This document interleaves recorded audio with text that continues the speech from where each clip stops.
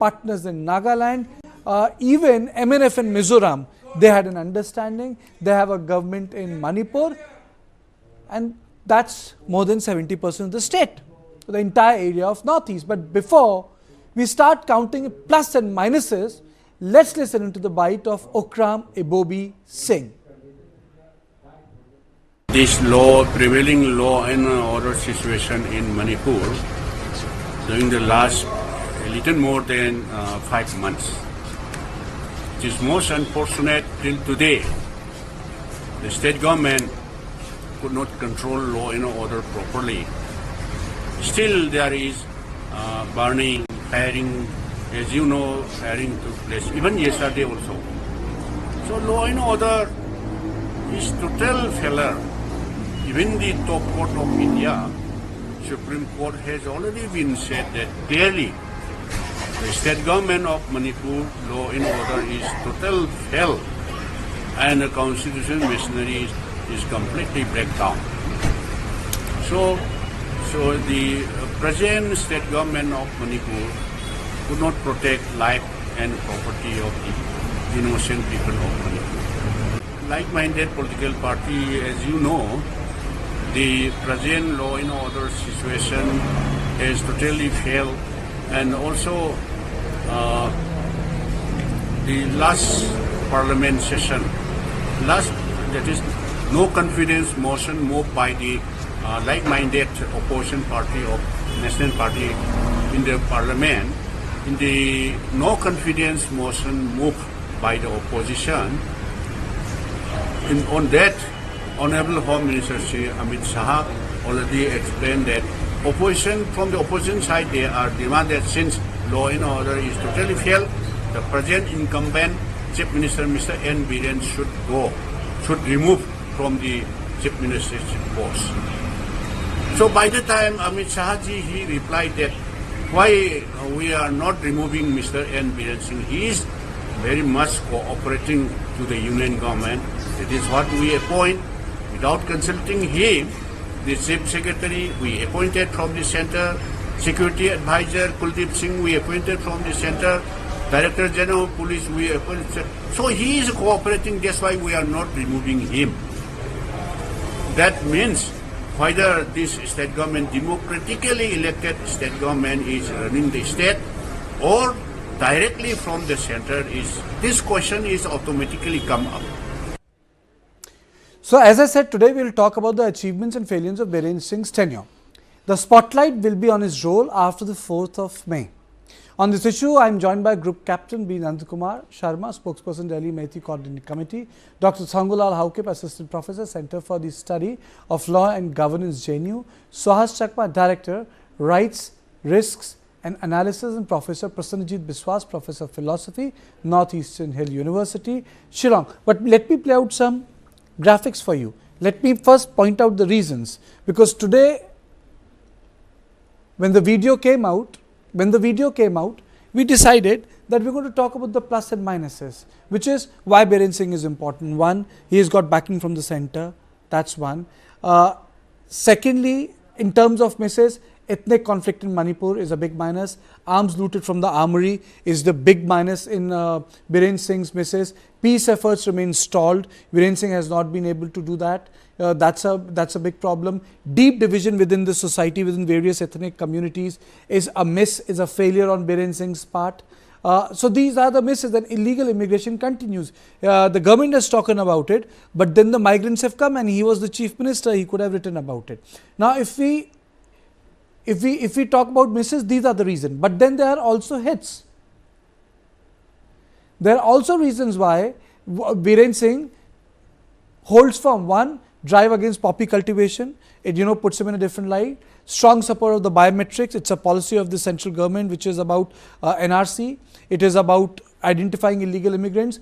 Popular in his own community, that has to be given. Every politician in this country has his populist base, and there is no alternative within Bharatiya Janata Party as of now. That's also true. There is no other leader of his stature of Biren Singh. And strong support from the center. Amit Shah in parliament very clearly said, why should I change the chief minister? He is cooperating with us. He's working with us. So if the Chief Minister is working with us, why should we change him? So Brijesh, we have the advantages of Biren Singh, there are disadvantages of Biren Singh, but after so many days and months, after this all party meeting happened in which they said Biren Singh had to go, we decided that we'll dissect his tenure. So can you dissect it for me in terms of hits and misses? Well, I think, hits and misses are something which you have already played, in those graphics.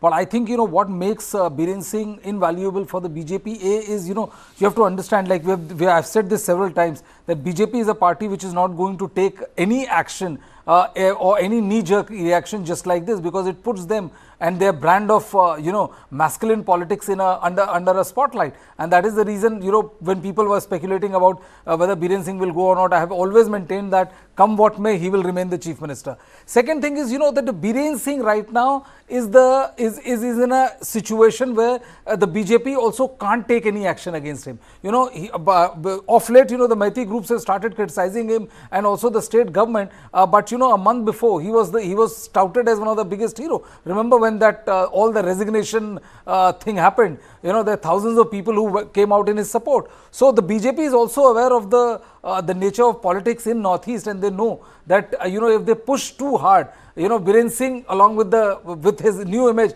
can simply switch over to the Congress side and leave the entire BJP government and the scenario quite vulnerable. So I think that makes him click. There are many misses, law and order is a massive miss. What happened on 3rd and 4th, absolute zero intel about it, is a massive miss. Not able to control the situation for 5th month running is a massive miss. So I think, if you look into the totality, there have been more misses than hits as far as Biren Singh government is concerned. Okay, Mr. Haukep, your assessment of Biren Singh tenure post 5th of May. Brijesh and Kartikeya, you have to see in certain ways. The Manipur Assembly had elections last year, and in the last election, Biren had delivered what the Central Command in Delhi had expected. Out of 60 assembly, he has delivered more than 30. So the BJP formed a government with ease, and there is a support from other parties. And the BJP now has 37 members. So in that matter, all the expectations from the center has been delivered by Biren in the last elections. But on the other hand, despite the political success, he fell in governance. He had launched in the last term such populist policies like go to the hills, go to the village. Despite that, he has failed on many cases, like the issues of drugs. He was unable to tackle the issues of drugs, which we all know how Thonazam Brinda was forced to resign from the state police forces. So he was unable to handle the issues of drugs. And when he came to power in 2017, he launched a campaign against corruption. So he launched a number, a public number where people can complain with their identity concealed. That was not, a success. I have not heard even a single cases where his campaign against corruption, came to limelight. So, despite all these populist policies and other programs, he failed on different fronts. And one of the most serious cases is the 3rd May incident, as Brijesh has pointed out. How can there be an intelligence failure? Because many of the tribal districts were going to have a protest. It's going to be a massive protest, but why do he not prepared for that eventuality? So these are the things that we critically look into. And on the issue of forest reserves, he was so hard on minorities. Of course, there were other, incidents where he also took, actions against encroachers in the valley. But, look into the policy as a whole. He was very harsh on, especially the KUKIs who treat, the hills as their own and their livelihood. So in that way, I think as a head of government, he could have taken advice by many of the intellectuals from the MEITEI society as well as from the KUKIs who were participating in reduction poppy cultivation, drug trafficking, or other issues that would lift up the state from this kind of scourge of the society. In that way, I see that despite many of his political success, he failed in terms of governance. Basically, you are saying that he failed in terms of governance. Prasanajit, am I audible to you? Yes, you are audible. So, did Biren Singh fail in governance? Because ultimately, we have to analyze someone's staying power in office from the context of the logic of power. He's there because he serves a function. So, despite 5 months, Biren Singh stays, which means that someone in Delhi or someone in the BJP organization sees some strength in that argument. So, we have to analyze it from that perspective. So, in your point of view, what do you think is Biren's largest or the biggest advantage which makes him stay? And where do you think Biren Singh has failed as an administrator? 2 questions. Yes, I know Biren Singh's success lies in his hard-notched approach to the current problem of ethnic conflict. Hard-notched because he takes a certain line of thinking. A line of thinking that is not above controversy, but at the same time, he tries to mobilize the whole of the state in support of what he thinks to be right. Now, he stands for right according to his own definition, though the state and the situation demand something else. Now, what he thinks to be right, he's able to project it to be the right before the central leadership as well. And therefore, Amit Shahji had to very aptly say that why should he remove Mr. Singh from power, especially when he's listening to all the orders and instructions given by the central government. Now, if we look at the current situation, you see Armed Forces Special Power Act has been extended to the hill areas. CBI inquiry has been started on the killing of these 2 young children. Now, the same thing should have been extended in every case. The horrific case of the mass rape, so many people are involved in that. How many have been investigated? So there are such issues, lacunas and loopholes in the approach that Mr. Singh has adopted. Also, Mr. Singh's approach towards the larger issue of the harmony between the KUKI and the MEITEI community is not so much well pronounced. He is only talking of certain administrative measures that are not equal to the task of maintenance of peace and harmony, but measures that can bring some immediate sense of occupation of a certain territory and also a territorial superiority of some administrative mechanisms, some forces, etc., are ensured by his policies. But at the same time, doing a neat groundwork in terms of relief and rehabilitation is falling short of. So if we take the balance sheet into account, there are many things on the losing side. But there are 1 or 2 critical factors. He enjoys the trust of central leadership of the Bharatiya Janata Party. And that is his key point. How he enjoys this, if we look at it, we can see that he's connected to the Chanakya of the Northeast, Hemanta Biswa Sharma. And Mr. Sharma has always endorsed the steps taken by Mr. Singh. Now, the criticism that has been leveled by opposition and other minority ethnic groups, those who have been victimized at various points of time, Mr. Singh hasn't responded to them at all. And this silence or this way of not responding to certain kind of complaints, certain kind of grievances, is also goes into a politics of maintaining a kind of a hard-notched position. And that probably makes an optics for showing that he is a tough leader. And central leadership of BJP probably sees in him a leader who can walk through the thick and thin who can cross over the turbulence that has happened in Manipur. Okay. And therefore, in prospective terms, in futuristic terms, they see a lot of future in him, although his hands are somewhat tied and hands are somewhat limited at this moment in managing the crisis. Yeah. Okay, so this brings me to the next question.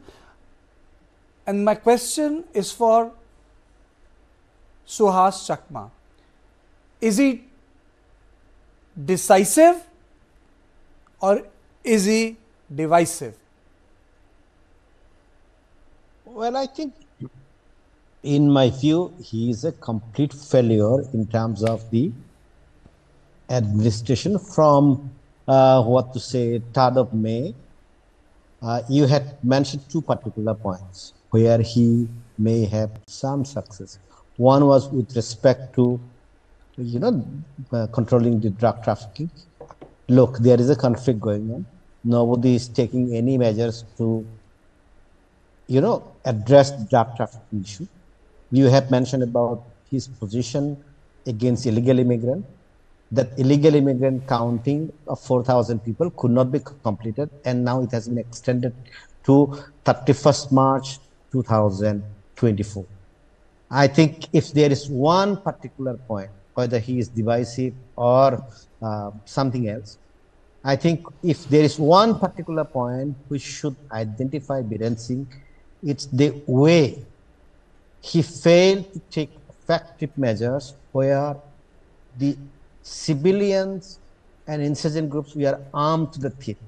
In the history of India, never I have read a report where 5,000 arms were looted, surrendered, given away, or 500,000 arms and ammunitions were looted. That had intensified the conflict. So if you look at that, if there is one particular feature which I want to identify him, it's not about not being able to control riots and etc. Those things, I think, sometimes take 2 weeks, sometimes take 1 week. But one particular element which shall define him and which shall define Manipur and which shall continue to define Manipur, because the arms are not going to come back, it's the losing of the arms. The rest, continue to take place. And why does he survive? I think he survived for only one reason. In the beginning, BJP thought these riots will go away after 2-3 weeks, 4-5 weeks. And now we have reached a stage where I have been saying many a times that nobody wants to take the responsibility. And Amit Shah ji is possibly correct. They are issuing all the instructions, but none of these instructions are working, being implemented. So what does it mean? Whoever takes the responsibility will face the same situation as Biren Singh. And now you have elections coming up in 5 states. And how could we expect BJP to take a decision that, central rules shall be imposed? Because what Amit Shah ji in a way admitted that there is a central rule, because at the end of the day, we are appointing everybody. He is listening to us. So there is no need for central rule, because there is a central rule through indirect means. That's because he is fully compliant with our directions. So that's what he meant. I think the opposition would have taken it the other way. But if I were to interpret it, then I'll say that he has accepted that, yes, we are running the state government of Manipur. He is listening to us. So at this point in time, acceptance of failure of Biren Singh or removal of him basically amounts to acceptance of the failure in Manipur. And that is not something they can afford before the elections in these 5 states. Even the Congress we are in the party or any other party we are there, they would not have taken this decision. So we have to remember one thing, that, Manipur situation is complicated, has been made complicated by not any other factors, because everybody is armed to the teeth and there is no way they can get back these arms. And once the conflict subsides, meaning the killings and etc., please remember, these arms will play a critical role for the next layer of insurgency in the Imphal Valley. Okay. Please note that there will be further insurgency, because it's not. You're saying that there there's going to be further insurgency, fair enough. But today's debate is about Biren Singh. Mr. Sharma, do you think that the Biren Singh has a longer tenure? Do you think that the center is just keeping him till the violence is over, so that they can change him at a point of time of their choosing and not surrender to the pressure of the opposition? Is this the reason why Biren Singh I is don't in know power? what. Yeah, I don't know about what the political leadership in the center is thinking about. However, the law and order situation has been completely failed, and the center they must be having some calculation about the incoming elections of the Lok Sabha, which is likely to happen in sometime in 2024. So, as the other speaker has said, the imposition of PR or the change of leadership at Manipur may impact their image in the national Lok Sabha election. That may be one of the reasons. However, I absolutely agree with all the speakers that the central government and the state government has completely failed in handling the law and order situation. And also, I would like to say more responsibility lies with the central government, because center has selected Mr. Kuldeep Singh and he has been made unified command, and all the law and orders are under him. So the responsibility, of course, Biren Singh is responsible as a head of the state, as CM. However, Central also cannot escape from the such accountability and responsibility, because Kuldeep Singh is directly appointed by them. And seeing the election, numbers in voters, the Manipur is very insignificant. If you see as an Indian election strategy, just 2 seats from Manipur, it cannot really impact the outcome of the election. Whether BJP comes or not, it will not hardly matter anything in the national election outcome. So they would like to subside the central government. I'm talking about the BJP in the center. They would not give much importance in the Manipur crisis, because either way they take any decision, either KUKI or MEITEI are going to be upset in any decision, whatever center takes. So they would be just delaying and postponing their decision, and they're just playing and let the people die among themselves. That must be their plan of action, and they focus on the election campaign in other states of the country, so that their election strategy campaigns remains, and Manipur, people of Manipur becomes insignificant in terms of voting. Brijesh, many times violence takes place in states, chief ministers are changed. Biren Singh has survived it. What is the calculation of Bharatiya Janata Party? Is it Lok Sabha election, or is it about not giving in to the opposition, or is it about the fact that they feel that why should Biren Singh pay for his anti-poppy, anti-narcotic drive? Well, I think, the two things. A, they would not want to be seen as someone who has given to the kind of pressure which has been exerted by the opposition and the media. There are several examples to that. They just don't surrender. Usually people who lose the elections in a state is summarily removed by during other times. Correct. But not in the BJP. They will remove that person, but 6 months down the line. But they will never do it, so that you cannot say that we have done it under the pressure of the media. So basically, are you saying that the Biren Singh is on borrowed time? I don't know, because I cannot say this, that he's on a borrowed time, because you never know that there's also a fear with Biren Singh, that Biren Singh has come from Congress. What if Biren Singh goes back to Congress? But he's not acceptable in Congress now. No, see, politics, you never say never, Kartikeya. Politics, we have seen, BJP tying up with PDP. In politics, you can never say that, he's not acceptable and all.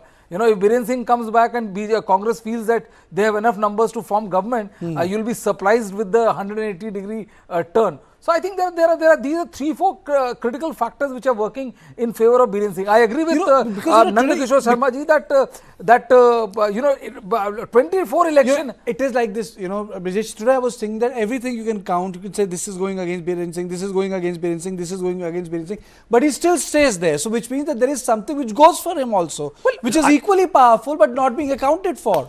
Kartikeya, that's what I'm saying. That that BJP has a policy. And the point is that that there is also a chance that if you remove Biren Singh, how do you ensure that there is a political stability in the state? How do you ensure that? You get a new guy, tell me which person is there going to be there who will ensure that law and order comes back. We mentioned that no alternative. There is no alternative. And the third thing is that when there is no alternative, when you will be seen as acting under media pressure or the opposition party pressure, he is removed. A week later, 10 days later, he walks away with a sizable section of MLAs. Then what do you do? Okay. Na khuda mila na visale sanam. Okay, very well. Mr. Chakma.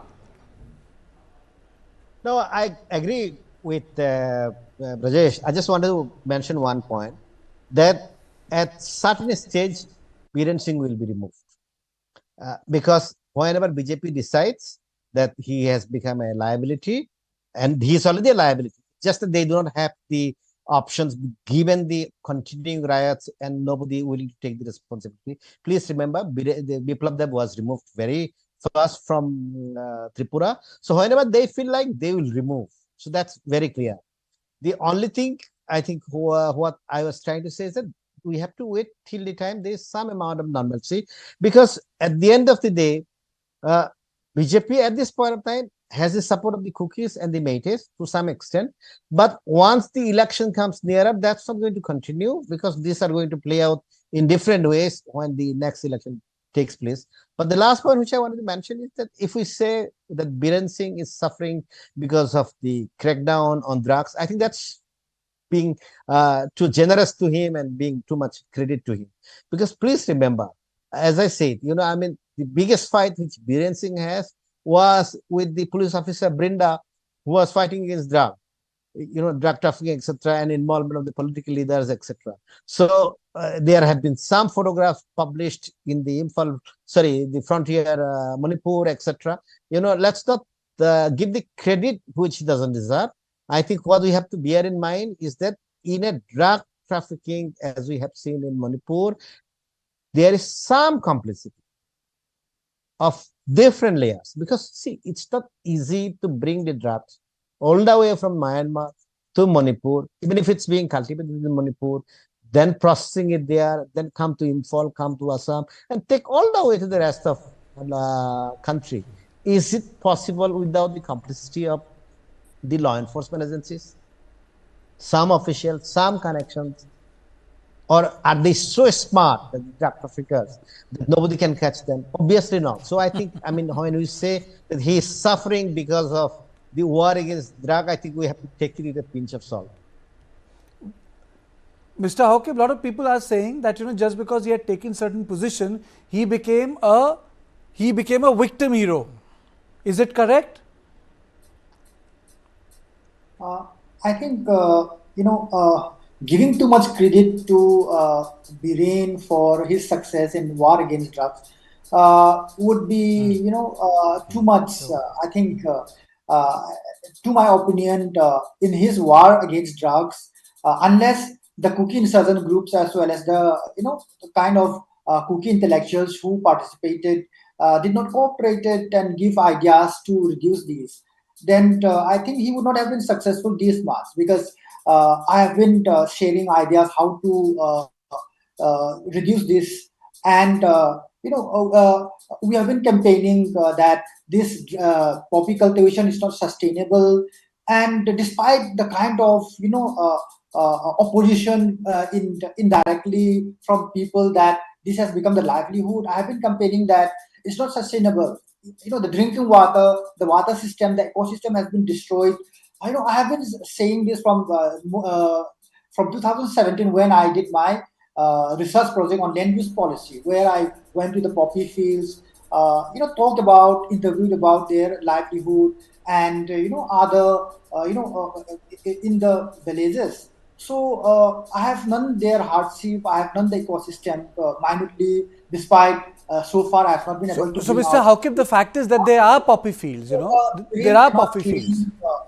We not totally claim he's successful on success on war against drugs. We have been a part of it. The KUKI insurgents group, the church, as well as the intellectuals have been part against this reduction in poppy cultivation. But on the other hand, look into the kind of drug trafficking. Has it been successful? This is where the state police forces, the paramilitary forces should be taking a huge part. We have to question, has Biren been successful in drug trafficking? Now, a huge scale of poppy cultivation has been reduced in the hills. If proper care is devoted on the alternative livelihood of these farmers, then I think this in the future can be cut off. We have to look into the alternatives. But what about the lucrative drug trade from Golden Triangle, from Myanmar, and others? The arms trafficking and others, we have to look closely examine minorly these Mr. issues Hauke, properly. I'll reformulate my question. I think we are going into general discussion. Prasanji, would this conflict have taken place if Biren Singh wouldn't have been Chief Minister? Was this conflict in making? That's my question. Was it just, can this conflict... Because of Poppy, action against Poppy. I mean to say, there is a person and people say that, the conflict took place under his watch. But the fact is, if there would have been no Biren Singh, some other Chief Minister, do you think this conflict wouldn't have taken place? No, I think the conflict would not have taken place had it been more considerate or more, thinking politicians. For instance, had it been Ibobi, he had prevented in a few decades back or about 15 years ago, there was a huge, between huge clashes between the insurgent group NSCIM and Manipur State Police Forces in Manipur. We have already known that, and Ibobi was managing that kind of crisis, and nobody was killed or any houses burned more than 10 years ago. So, I think that Biren is not as successful as a statesman. Rather, he has been very committed to what he has think. He has a hard hat, and he does what he thinks. He should have taken some advice from some policymakers among the MEITEI community and other intellectuals. He had taken that advice, some of the advice that have been given by many of them. Okay. For instance, Hanjobam or even Bablu Loitambom and others. I have friends who constantly give advice to the Chief Minister for peaceful resolution of reserve forests and other land issues. But it seems like from their interaction, I think Prasanajit wanted to come in, Dr. Hauke. Prasanajit. Sure. I think it's very right that Mr. Biren Singh's inaptitude had really resulted into this conflagration.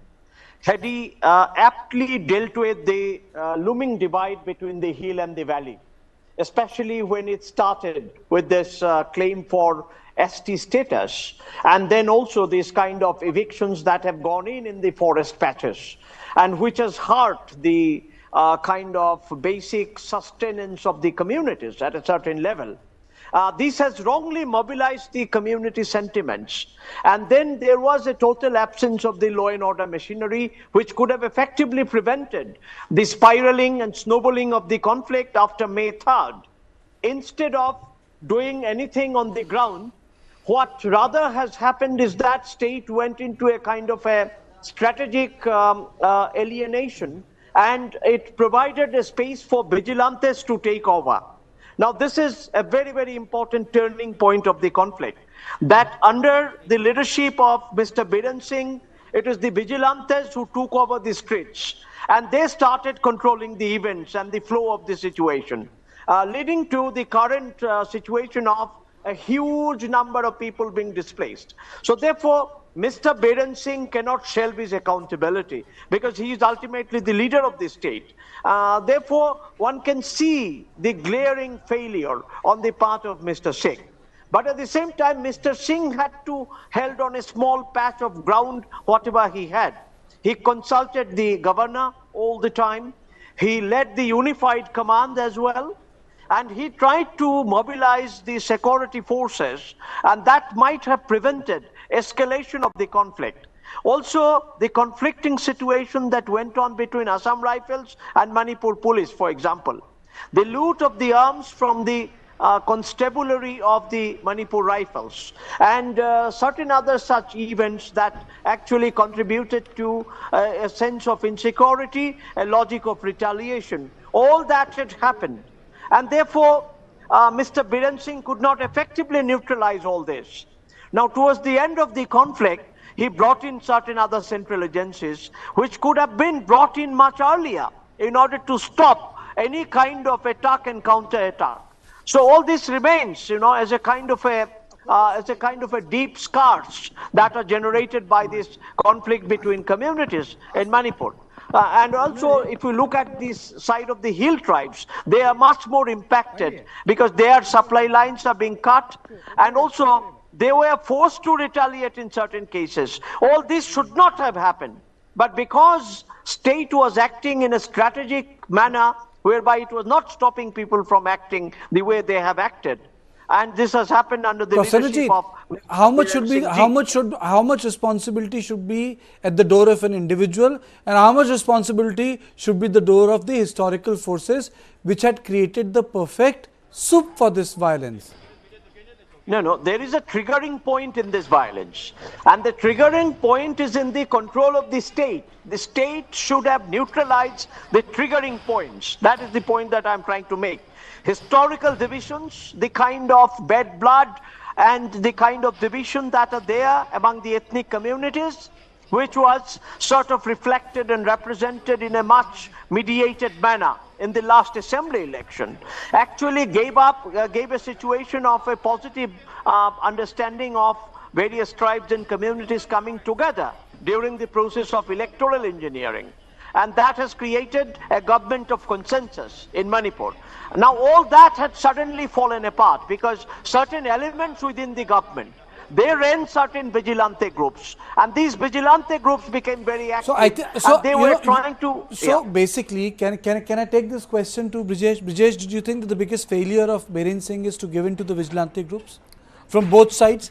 That is, we have listed his advantages. That's where his biggest failure has been. I think more than giving in to vigilante groups, Kartikeya, I would say that, the state erred massively in not able to have the intel which could have very effectively neutralized the riots right when it happened. And then, there was no crackdown after that. They allowed the situation to drift to a level where, after in a week's time or 10 days time, the vigilante groups were perfectly, calling the shots. There are still, the jury is still out on whether the arms and ammunitions were looted or were they handed over, the kind of illegal arms that were pumped in later on, the kind of homemade, weapons, how the weapons were made indigenously and with deadly effect. So I think, the situation was allowed to drift to a level where the state lost the control and the vigilantes group took over. So where does Biren Singh comes in? The Biren Singh government comes in because they, when the state allows you to drift, it means that the government allows it to drift. As a head of the government, they were not able to crack down, irrespective of which ethnicity was at fault at first, or who was involved in that. When I say state, I mean the Chief Minister. Okay, Mr. Swaz, you wants to come in? No, I just wanted to say, I think where Biren Singh comes in is that he had failed to perform as the government. What has taken over is the tribalism, and not in the scheduled tribes, tribalism the way we understand. I do not think historical forces were responsible for riots, but they were just waiting for the riots to take place. If that's the case, then all over the country, all over the world, we shall be having conflicts. Whenever conflict start, they basically start over some sparks. And the spark was on the 3rd of May. I think what had happened at that point of time is that they failed to apprehend the situation. And usually what happens? Usually it's the mob mentality which takes over. And once the mob take over, then, mobs take Biren over, Singh then there is no Mr. Chappa, where does Biren Singh come in here? No, did he fail at that point of time? Biren Singh failed at that point of time. I'm just coming back to it. On 3rd of May, when the protest started, I don't think the students in the beginning came with the intention to riot. It's possible some elements came and joined the riots, and it created fears that, insurgent groups who are in suspension of operations are coming up, attacking. Then once the killing against each other were taking place, then it was spreading. A section of the law enforcement officials might have felt that, this is the time we have to protect our villages, so we armed ourselves. So the failure of Biren Singh was that, he should have taken measures and implemented Raj Dharma at that point of time and cracked down on everybody with a strong hand. Instead of that, he was. Raj Dharma is such a loaded word. I think a lot of people within BJP also lost their job when they spoke about Raj Dharma. So what I was trying to say is that he could have brought the situation under control within 10 days time if he had acted decisively. Okay, I So think what I meant was that the tribalism took over. So nobody is looking at Manipur as the government of all the people. Those who were MEITEIs, they identified as MEITEIs. Those who were identified as KUKIs, they were identified as Okay, KUKIs. I think that's an so our important own point. tribal identity took over. So okay, that's Mr. why Sharma, is this correct? Do you agree with Mr. Swas? I think that's a very relevant point. See, actually, the incident happened on 3rd May because anybody who has been a CM, irrespective of whether CM Biren or somebody else, this would happen because it's a long pending, pressure built up between the two communities, you can say. Because just you would have seen so many court cases pending in the Supreme Court and High Court. And one day the decision of the ST MEITEI, scheduled tribe of MEITEI, has to be given by the High Court. It was unfortunately in March of this year. So if not this year, maybe next year or later, someday the decision would be given. And for such giving a decision and so-called peace rally followed by the killing of the people, these are very unexpected incidents. And these are, in fact, some people, a lot of people said it's well planned because the incident happened in 3-4 districts altogether. So irrespective of Biren or not, things should happen. And also alienation part. Alienation is, I would not say only to the KUKI community, and it is to the whole Manipur. If you see the Manipur as a state, because MEITEI also feel that we have been alienated right from just after the merger. See, sometime in 1952, one of the most fertile land, Kabobali, was given without asking any consent to the people of the Manipur, and that land has been lost to the Manipur. And the land belonged to all the communities, Nagas, Kukis, and everybody. And it was in exchange of some parts in Andaman Nicobar, and where we don't have any rights. And also Manipur as a state. I am talking about all combined, all the communities, Nagas, Kukis, and the MEITEIs. And in 1962, Nagaland was granted this statehood with arms, protest. However, Manipur with peaceful protest, it was not granted, and it had to wait till 1972. Again, Armed Forces Special Power Act, this is applicable only to some parts of Assam and the Manipur, irrespective of hill or valley. It is imposed, and you won't find anywhere in any other parts of the state. Whereas it's a very draconian law, you can say, though I belong to a defense background, but see, a Subidar can fire a suspected person under the ASPA, whereas the Subidar cannot sign a 100 rupees voucher in an official legal this thing. So these are the powers given. So this is a sort of alienation by the government. Where does of Biren India, Singh come in, Mr. Sharma? Where does Biren Singh come in? This is the larger picture. But where does the man comes in? So what I am saying is, whether Biren is not there, this conflict would have happened, and the Biren Singh just happened to be in this frame of time. Otherwise, anybody who has been there, of course, he fell. He failed to control the riots because on 3rd May, if he had taken the actions like the way he has taken to the school children, which is unwarranted and not should be done at all, some actions by the police security forces on 3rd May, things would not have been happened. So he has felt, there is no doubt, not only the Biren. So you are saying that you are from armed forces. I think the most important thing of armed force is the leadership principle. Do you think that the leadership principle was active? Leadership principle was in force? Yes, in principle, as well as you should be able to execute certain decisions under your leadership, and also you should have the clarity of vision. Otherwise, just sitting and without any accountability and responsibility, if you are in a post, then such situations will happen.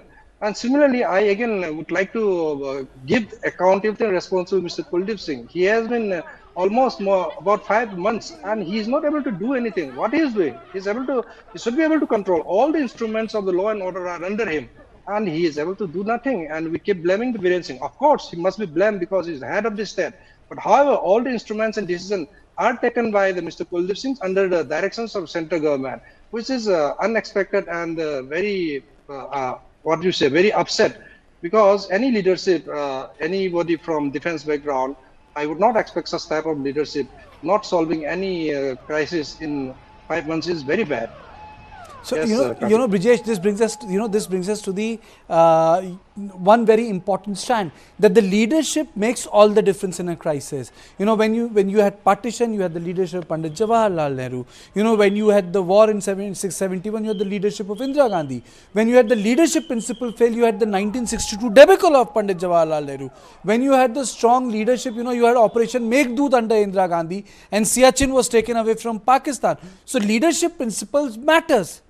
Of course, leadership principle matters. I mean, it's a settled principle of natural law. The fact is, this is what I was saying. That the fact is that, if what happened on 3rd, I completely agree with what Mr. Sharma said, that, that this was bound to happen, Biren Singh or not. But the critical question is that you cannot stop that from happening. The bigger question, and I think the most important question comes, is how do you react to that particular situation? Therein comes the effective leadership, therein comes in the real role of the state. If there was an effective crackdown at that point of level and perpetrators, irrespective of ethnicity, was arrested and booked, it would have sent a larger message. It would have at least diluted the situation by 50%, but none of this happened. The situation simply drifted away. If you remember the initial days when we were covering this, when we have been covering, this particular ethnic clash, it was literally allowed to drift. And, I also agree with Mr. Sharma that, when central forces came, a unified command was set up and everything, it somehow, was not able to crack down on vigilante groups or the other group. And what happened was that month down the line, both sides have armed themselves to teeth. Now you cannot actually go ahead without causing much bloodshed. Prasanjit, I want you to respond to it. I think one of the biggest failures is that the civil society activists, they have sided with the vigilantes, and I think Biren Singh has not been able to break that, He has not been able to lead a sort of a peace meet. He has not been able to lead a sort of a peace conference. If you ask me, more than any other thing, because, administration is sum and total of thing, he represents it. I think the biggest minus is he has not been able to get the communities together to talk. Yes, you are very much right. Rather, his policies have contributed to one-sided discourses. A dominant community spoke in a language of dominance by otherizing the smaller ethnic groups who are living in the hills. Now this kind of a situation is undesirable. We have seen intellectuals and other opinionated groups of the society giving an opinion that doesn't help the situation. Now the biggest test of leadership is to elicit that kind of opinion which can create a kind of a semblance of harmony, which can bridge between peoples. Now that kind of ideological leadership, that kind of moral leadership was not forthcoming from Biren Singh. Apart from that, at the administrative level, what was the kind of leadership? One segment of administration was not in touch with another segment. And when distressed people were calling the administration, in most cases administration could not help rescuing them. It had to be left to the central forces. And then everything was brought under unified command. But how can the entire civil administration work under the unified command? So civil administration remained away from the unified command. And then the question about ethnocentricity of certain organs of the government who are not handling things equally in a neutral, objective manner was another kind of situation that added more fuel to the fire. So therefore, in every critical aspects, the critical aspects that are to be managed in resolving the conflict, in most of it, Biren Singh government could not have a positive impact. And we can see it in ground reality. Yes. Okay. Brijesh, lot of things which have gone against Biren Singh, but one thing which makes him tick in Manipur and makes him stay put in Imphal.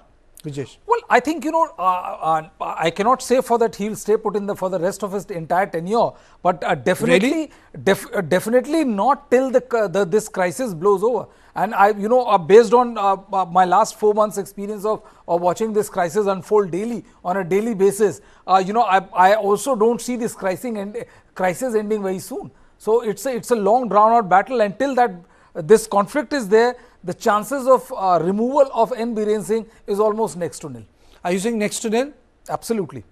Do you think as long as the conflict is there? As long as the conflict is there. Yes. Because he represents something which centre doesn't want to message out, which is that they do not change chief ministers, ministers, it will also be people a under tacit pressure. admission. See, it will also be a tacit admission of failure on their part as well. That that we have not been able to move in completely. There was a very strange thing also happened, Kartikeya, that there were talks and reliable reports which came that Article 355 has been imposed. 2 months down the line, when an RTI was filed, everybody said that there is no Article 355. So there are a lot of things. I think the bottom line is when we analyze the meetings which have which have taken place, political parties have met, civil society, people have refused to talk to each other on a single platform. They have met respective political leaders in homogeneous groups. But I think the biggest takeaway is that the Chief Minister stays put in Imphal. And I think the real reason the real reason for him is that he is part and parcel of a view that the way that how Manipur should be run, isn't it, Brijesh? Absolutely. And what should be and which policies will not be compromised. And I think those three things became very visible last week when a new anti-narcotic force was announced. One. Second, the push on the biometrics was there. And I think the most important aspect, BJP does not have an alternative right now. And they understand that if they move away from him, they might end up destabilizing their own little setup there, which bloomed after 2014 under the wave or because of the sort of wave which Prime Minister Narendra Modi created.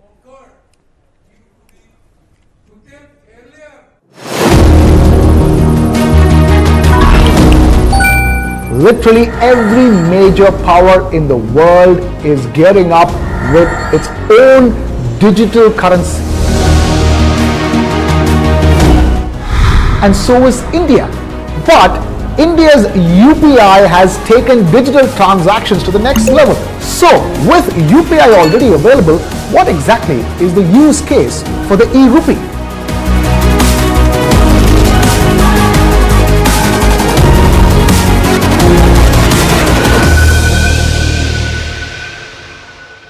This and more streaming on world's first news